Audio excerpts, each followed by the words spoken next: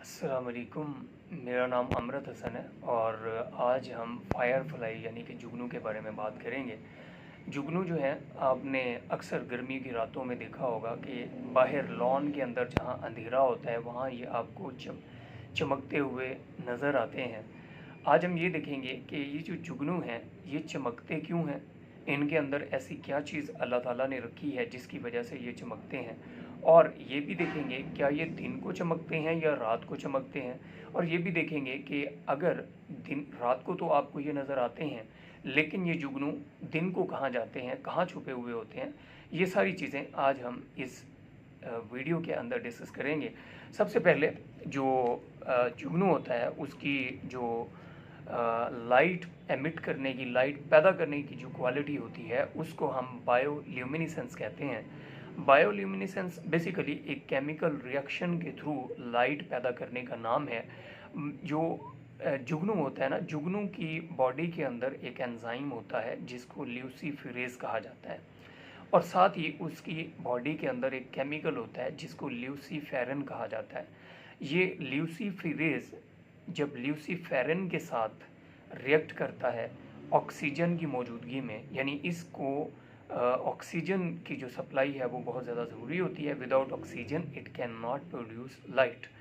जब ये एटीपी की मौजूद साथ एटीपी को यूज़ करता है तो इन सारे चीज़ों के रिएक्शन के नतीजे में लाइट पैदा होती है। इसको आप बायोल्यूमिनेसेंस कहते हैं।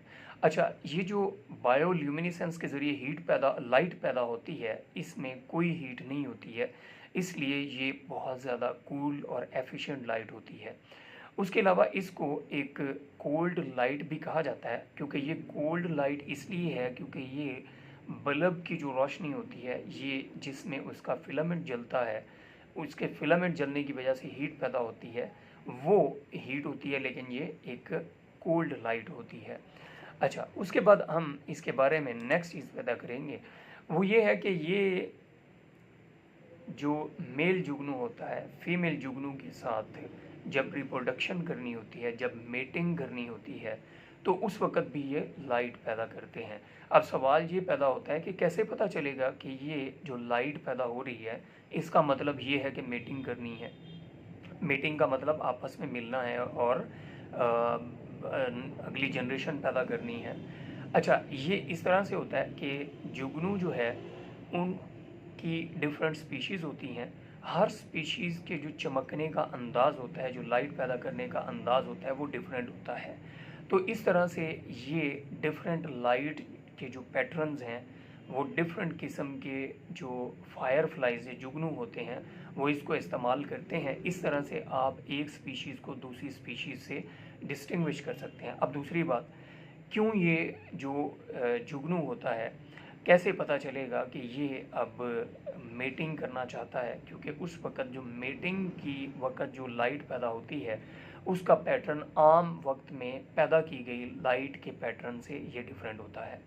अब जुगनू जो होता है रात को आपको ये बहुत ज़्यादा चमकते हुए नज़र आते हैं। वैसे तो ये दिन को भी चमकते हैं, लेकिन ये रात को ज़्यादा आपको चमकते हुए नज़र आते हैं। लेकिन चूँकि दिन को सूर्य की रोशनी ज़्यादा होती है, इसलिए इनकी लाइट जो है वो आपको नज़र नहीं आती है। अच्छा, जो ये इनका जो लाइफ स्टाइल है that is basically nocturnal life style, यानी ये रात को एक्टिव होते हैं और दिन को ये ग्लो नहीं करते हैं, रात को ही ये ग्लो करते हैं। अब अगर देखा जाए इनका लाइफ स्पैन क्या होता है, कितनी लंबी ज़िंदगी होती है इनकी। जब ये लाइट पैदा करते हैं, यानी कि ये जब एडल्ट लाइफ जो होती है ये ज़्यादा से ज़्यादा 2 महीने की होती है, यानी 2 महीने ही जुगनू एडल्ट होता है।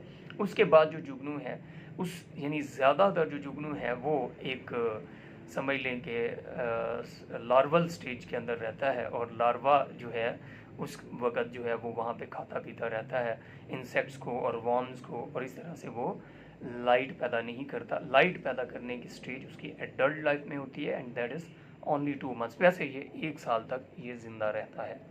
अब मेरा आपसे सवाल है, क्या आपने कभी जुगनू खाया है? Definitely your response will be no. अच्छा, क्या कोई जुगनू को खा सकता है? क्या जुगनू को खाने के लिए कोई प्रीडेटर भी होता है? ज़ाहिर सी बात है, जुगनू किसी न किसी की तो खुराक होगा। तो जुगनू जो है अपने प्रीडेटर्स को बहुत मज़ा चखाता है। और वो मज़ा कैसे चखाता है कि ये अपनी बॉडी के अंदर एक केमिकल को स्टोर करता है जिसका नाम होता है ल्यूसिबोफेजिन्स। और ये ल्यूसिबोफेजिन्स जो है ये एक ऐसा केमिकल होता है जो इंतहाई बैड टेस्ट वाला होता है। जो यूं ही एक जो आदमी जो सॉरी इसका जो प्रेडेटर होगा यूं ही वो इसको खाएगा, फौरी तौर पर उसका बैड टेस्ट आएगा। तो उसको यानी एक दफ़ा तो एक को तो खा लेगा लेकिन बाद में कभी किसी को नहीं खाएगा। तो ये इस तरह से एक डेटरेंस पैदा करते हैं अपने उस केमिकल की वजह से, यानी कोई प्रीडेटर इनके नज़दीक नहीं आता। उसके बाद है जो फायर फ्लाइज होती हैं, ये आजकल बहुत ज़्यादा ख़त्म होती जा रही हैं। आपको पहले आपने देखा होगा कि जब हम अपने अगर बचपन की बात करें तो उस वक्त फायर फ्लाइज बहुत ज़्यादा हुआ करती थी, लेकिन अब फायर फ्लाइज बहुत कम हो गई हैं। बेसिकली रीज़न ये है कि एक तो लाइट बहुत ज़्यादा होती है, क्योंकि जुगनू हमेशा डार्क जगहों के ऊपर आते हैं, ये लाइट जगहों के ऊपर नहीं आते। दूसरे नंबर पे जुगनू जो है पोल्यूशन की वजह से भी ये जो है हमारे एरियाज़ में नज़र नहीं आते। इसी तरह से चूँकि ये ऐसे जो इनका हैबिटेट जहाँ ये पाए जाते हैं उसकी डिस्ट्रक्शन हो रही है, ये जंगलों में या जो घास वाले एरियाज़ होते हैं चूँकि वहाँ पे उनको काट के घर बनाए जा रहे हैं, लेकिन इसलिए जो ये घर बनाने की वजह से इनका हैबिटेट डिस्ट्रक्शन हो रही है, इस वजह से भी ये आपको अब नज़र नहीं आते हैं। उसके बाद अगर आप देखें तो जो पेस्टिसाइड यूज़ हो रहा है, मतलब अगर ये आप फसलों के ऊपर पेस्टिसाइड यूज़ करेंगे तो ये जुगनू चूँकि इनकी खुराक ही यही होती है, ये फसलों के ऊपर यानी कि ये फीड करते हैं। तो पेस्टिसाइड जब ये खाएंगे यानी वो फसलें जब खाएंगे तो वो पेस्टिसाइड या पत्ते या किसी भी वेजिटेशन को खाएंगे तो वो पत्ते के ऊपर जो केमिकल होगा, जो फर्टिलाइज़र होगा, वो इसकी बॉडी में जाकर पॉइजनिंग पैदा करेगा और ये मर जाएगा। अब जो है याद रखिए कि कुछ स्पीशीज़ ऐसी भी होती हैं जो ग्लो नहीं करती हैं, यानी कि सर्टन केसेस में सम फीमेल्स ग्लो नहीं करती हैं। तो कुछ एरियाज़ में ऐसे भी जुगनू पाए जाते हैं जो जिनके लार्वास भी ग्लो करते हैं, ठीक है जी। उसके बाद अगर हम ये देखें कि अगर आप ये चाहते हैं कि आपके घरों में जुगनू आएँ तो क्या करना पड़ेगा।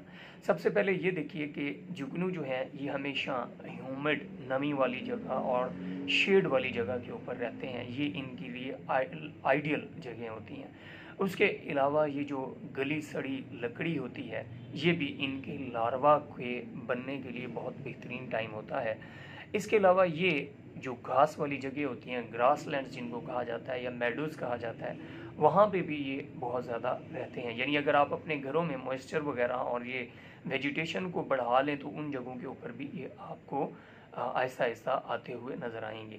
उसके अलावा जो है वेटलैंड्स जो हैं वहाँ पे भी, रिवर बैंक्स के ऊपर भी ये आपको नज़र आते हैं। अब इसके अलावा जो एरियाज़ गर्म होते हैं ना, यानी बहुत ज़्यादा गर्म नहीं लेकिन गर्म हों एरियाज़, ठंडे एरियाज़ ना हो, जैसे हमारे यहाँ मरी है या रावलपिंडी के कुछ एरियाज़ हैं या ये जो नॉर्थर्न एरियाज़ हैं, इनके अंदर ये नहीं पाए जाते बल्कि गर्म इलाकों में ये पाए जाते हैं। तो इसलिए ये वाले जो ऑर्गेनिज़म्स हैं ये गर्म इलाकों में ज़्यादा पाए जाएंगे जहाँ हीट ज़्यादा होगी, टेम्परेचर ज़्यादा रहेगा। इसके अलावा जो कुछ फायर फ्लाइज जो होती हैं वो बहुत ही यूनिक उनके जो मनाजिर होते हैं जब वो चमकते हैं वो होते हैं। तो आप वीडियो में भी देख सकते हैं कि ये बहुत खूबसूरत मनाजिर जो है, ये जो मैं आपको वीडियो में दिखा रहा हूँ ये कोई मतलब ये एनिमेटेड वीडियो नहीं है बल्कि ये लाइव वीडियो बनाई गई है और ये लाइव मनाजिर, खूबसूरत मनाजिर आपको नज़र आ रहे हैं। और इनको ये जो एरियाज़ हैं जहाँ से ये मनाजिर कैच किए गए हैं ये ग्रेट स्मोकी माउंटेन्स हैं, वहाँ से ये लिए गए हैं और इनको सिंक्रोनस फायर फ्लाइज कहते हैं, जो सारी मिल के चमकती हैं तो वो बहुत ज़्यादा खूबसूरत एरियाज़ को बना देती हैं।